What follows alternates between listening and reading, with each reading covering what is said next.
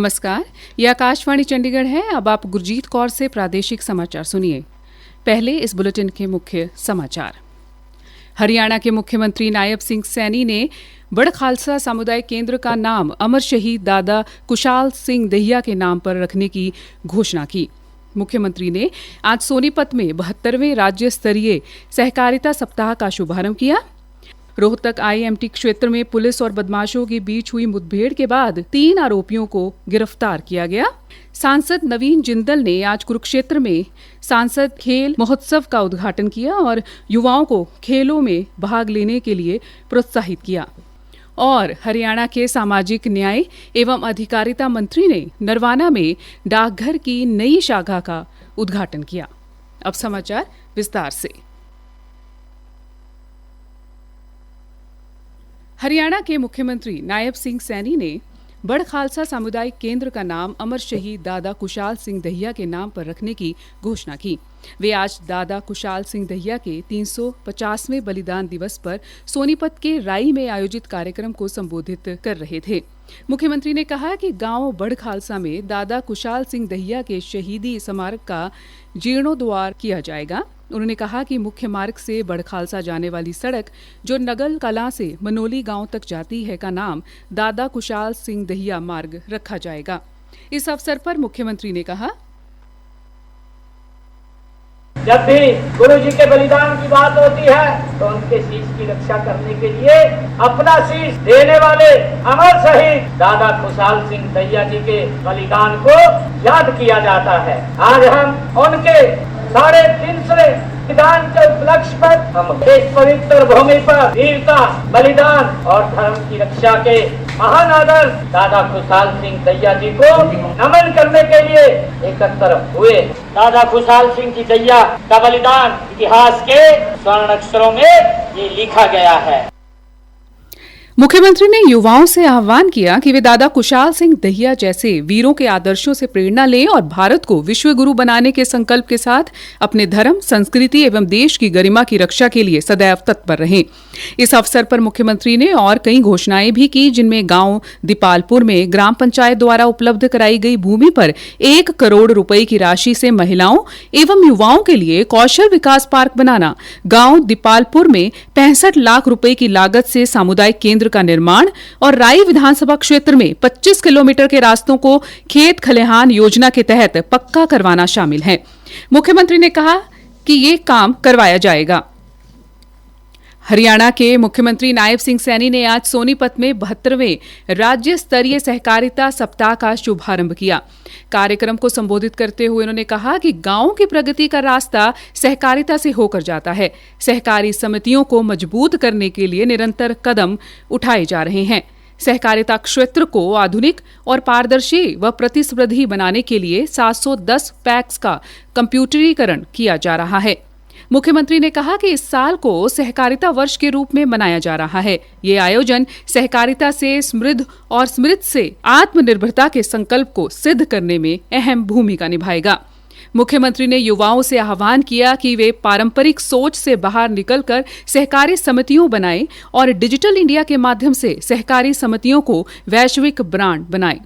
इस अवसर पर सहकारिता मंत्री डॉक्टर अरविंद शर्मा ने कहा कि प्रदेश के हर घर को सहकार से जोड़ने के लिए गंभीरता से काम किया जा रहा है। इस दौरान मुख्यमंत्री ने सहकारिता प्रदर्शनी का अवलोकन भी किया। रोहतक के IMT क्षेत्र में आज सुबह पुलिस और बदमाशों के बीच हुई मुठभेड़ के बाद 3 आरोपियों को काबू कर लिया गया। रोहतक पुलिस अधीक्षक सुरेंद्र सिंह भोरिया ने पत्रकार वार्ता में बताया कि मुठभेड़ के दौरान बलियाणा गांव में पिता पुत्र की हत्या के मुख्य आरोपी संजय को गोली लगी है, जबकि मुठभेड़ में भागने के दौरान 2 अन्य आरोपी चोट लगने से घायल हो गए। तीनों आरोपियों को इलाज के लिए PGI में दाखिल करवाया गया है। उन्होंने बताया कि पुलिस टीम ने मौके से वारदात में प्रयुक्त 2 पिस्तौल, 3 जिंदा कारतूस, 3 खाली कारतूस, 1 मोटरसाइकिल व 1 स्कूटी बरामद की है। मुख्य आरोपी संजय और अन्य 2 आरोपियों के खिलाफ पहले भी आपराधिक मामले दर्ज हैं। इलाज के बाद आरोपियों से पूछताछ की जा रही है। प्रादेशिक समाचार आकाशवाणी चंडीगढ़ से प्रसारित किए जा रहे हैं। हमारे बुलेटिनों और ताज़ा समाचारों के लिए आप हमारी वेबसाइट newsonair.gov.in पर लॉगिन कर सकते हैं। ये समाचार हमारे यूट्यूब चैनल और x handle Akashvani news Chandigarh पर भी उपलब्ध हैं। सांसद नवीन जिंदल ने आज कुरुक्षेत्र के द्रोणाचार्य स्टेडियम में सांसद खेल महोत्सव का शुभारंभ किया।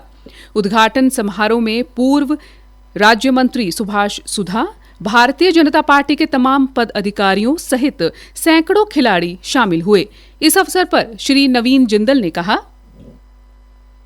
कुरुक्षेत्र संसदीय क्षेत्र के सांसद खेल महोत्सव की शुरुआत की गई है। यहाँ पर हजारों युवा बच्चे यहाँ पर हिस्सा ले रहे हैं और ये एक सिर्फ शुरुआत है। आज सभी जगह से सभी वर्गों के लोग उठ करके आ रहे हैं और क्योंकि इन खेलों के अंदर कोई राजनीति नहीं है। इन खेलों के अंदर माननीय प्रधानमंत्री नरेंद्र मोदी जी, हमारे मुख्यमंत्री नायब सैनी जी का एक ही उद्देश्य कि हम अपने युवाओं को मजबूत करें, हम अपने युवाओं को नशे से दूर रखें। खेल जो है हमें सब कुछ सिखाते हैं, हमें परिश्रम करना सिखाते हैं, हमें टीम वर्क सिखाते हैं, हमें अनुशासन सिखाते हैं और अपनी सेहत का ख्याल रखना सिखाते हैं।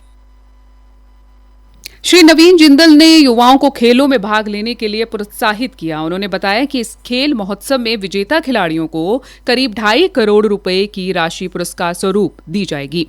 पत्रकारों से बातचीत में श्री जिंदल ने कहा कि खेल महोत्सव के लिए करीब 3.25 लाख खिलाड़ियों ने पंजीकरण करवाया है। उन्होंने कहा, खेल महोत्सव 3 चरणों में संपन्न होगा। सांसद खेल महोत्सव 3 चरणों के अंदर किया जाएगा। पहला चरण आज से लेकर 22 नवंबर तक चलेगा और दूसरा चरण फिर दिसंबर में होगा और तीसरा चरण 14 दिसंबर से लेकर 24 दिसंबर तक चलेगा और 25 दिसंबर भारत रत्न स्वर्गीय अटल बिहारी वाजपेयी जी की हम जयंती मनाते हैं, उस दिन इसका समापन होगा।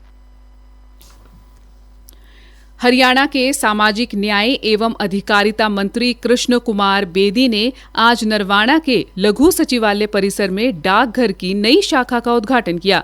इस अवसर पर उन्होंने कहा, आज ये डाक विभाग के अधिकारियों और बाहर के लोगों को जो सुविधा मिली है बधाई देता हूँ। और उसको केवल बाहर के लोगों को नहीं, यहाँ पे एसडीएम कोर्ट भी है, यहाँ पे तहसील की कोर्ट भी है और जुडिशरी कॉम्प्लेक्स के अंदर जो भी लोग आएंगे उन सभी को इसका लाभ मिलेगा। और जिस प्रकार से अधिकारियों ने मुझे बताया, बहुत सी चीजें यहाँ पर यूनिक होने वाली है इस ब्रांच में। आम लोगों को फायदा हो, इसी सोच को लेकर हम चले हैं, क्योंकि देश के प्रधानमंत्री जी एक ही बात कहते हैं, सबका साथ, सबका विकास और सबका विश्वास और सभी का प्रयास। उस प्रयास के साथ आज ये बहुत बड़ा उपलब्धि मिली है। कैबिनेट मंत्री बेदी ने बताया कि बार एसोसिएशन की मांग पर उन्होंने केंद्रीय संचार एवं सूचना प्रौद्योगिकी मंत्री ज्योतिरादित्य सिंधिया से डाकघर की नई शाखा खोलने के लिए पत्राचार किया। मांग को गंभीरता से लेते हुए केंद्रीय मंत्री ने तुरंत प्रभाव से डाकघर शाखा खोलने की स्वीकृति प्रदान की। करनाल मंडल के परवर अधीक्षक पंकज मीणा ने बताया कि मंत्री बेदी के आग्रह पर ही नई शाखा को मंजूरी मिली है। उन्होंने कहा कि इस शाखा में न्याय परिसर के अधिवक्ता और उपमंडल प्रशासन से जुड़े विभाग, रजिस्ट्री और अन्य डाक सेवाओं का आसानी से लाभ उठा सकेंगे। हरियाणा सरकार ने वरिष्ठ अधिकारी डॉक्टर यशपाल सिंह बेरवाल को तकनीकी शिक्षा विभाग का निदेशक नियुक्त किया है। वे वर्ष 2012 से विभाग में अतिरिक्त निदेशक के रूप में अपनी सेवाएं दे रहे थे। उन्होंने अब तक तकनीकी शिक्षा के क्षेत्र में अनेक उल्लेखनीय उपलब्धियां हासिल की हैं। 36वें अखिल भारतीय डाक कबड्डी प्रतियोगिता आज संपन्न हो गई। प्रतियोगिता के फाइनल मैच में महाराष्ट्र ने कर्नाटक को 17 अंकों के अंतर से हराकर ट्रॉफी जीती। महाराष्ट्र को इस मैच में 41 और कर्नाटक को 17 अंक मिले। डाक सेवाओं के महानिदेशक जितेंद्र गुप्ता ने पुरस्कार वितरण व समापन समारोह में बतौर मुख्य अतिथि शिरकत की। उन्होंने विजेता टीमों और प्रतिभागियों को प्रमाण पत्र व पदक देकर सम्मानित किया। अंत में मुख्य समाचार एक बार फिर से। हरियाणा के मुख्यमंत्री नायब सिंह सैनी ने बड़ खालसा सामुदायिक केंद्र का नाम अमर शहीद दादा कुशाल सिंह दहिया के नाम पर रखने की घोषणा की। मुख्यमंत्री ने आज सोनीपत में 72वें राज्य स्तरीय सहकारिता सप्ताह का शुभारंभ किया। रोहतक आईएमटी क्षेत्र में पुलिस और बदमाशों की बीच हुई मुठभेड़ के बाद 3 आरोपियों को गिरफ्तार किया गया।